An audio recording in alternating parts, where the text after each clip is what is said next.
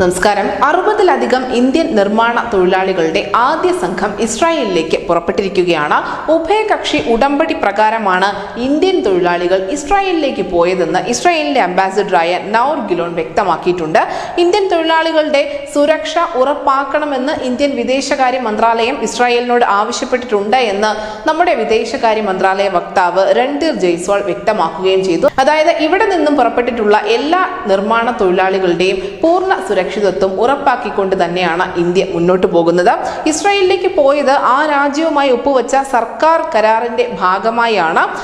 ഈ കരാർ സംഘർഷത്തിന് മുമ്പ് തന്നെ ഉണ്ടായിരുന്നതാണ്. അവരുടെ സുരക്ഷയെക്കുറിച്ചുള്ള പൂർണ്ണമായ ബോധ്യം ഞങ്ങൾക്കുണ്ട്. അവരുടെ സുരക്ഷയും ക്ഷേമവും ഉറപ്പാക്കാൻ ഞങ്ങൾ ഇസ്രായേലി അധികാരികളോട് ആവശ്യപ്പെട്ടിട്ടുണ്ട് എന്നുകൂടി രൺധീർ ജയ്സ്വാൾ പറഞ്ഞിരിക്കുന്നു.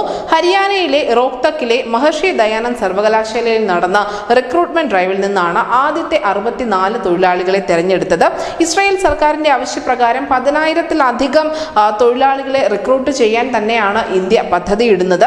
കഴിഞ്ഞ ഒക്ടോബറിൽ യുദ്ധം ആരംഭിച്ചതിനെ തുടർന്ന് വർക്ക് പെർമിറ്റ് റദ്ദാക്കിയ പലസ്തീൻ തൊഴിലാളികൾക്ക് പകരമായാണ് ഇന്ത്യയിൽ നിന്നും നിർമ്മാണ തൊഴിലാളികളെ ഇസ്രായേൽ ക്ഷണിക്കുന്നത്.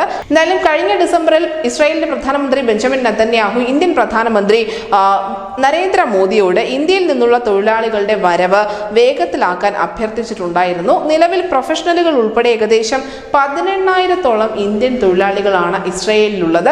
അങ്ങനെ ഈ സംഘർഷം പൊട്ടിപ്പുറപ്പെടുന്നതിന് തൊട്ട് മുൻപുള്ള കരാറിന്റെ അടിസ്ഥാനത്തിലാണ് ഇപ്പോൾ ഈ തൊഴിലാളികളെ കൈമാറ്റം ചെയ്തിരിക്കുന്നത്.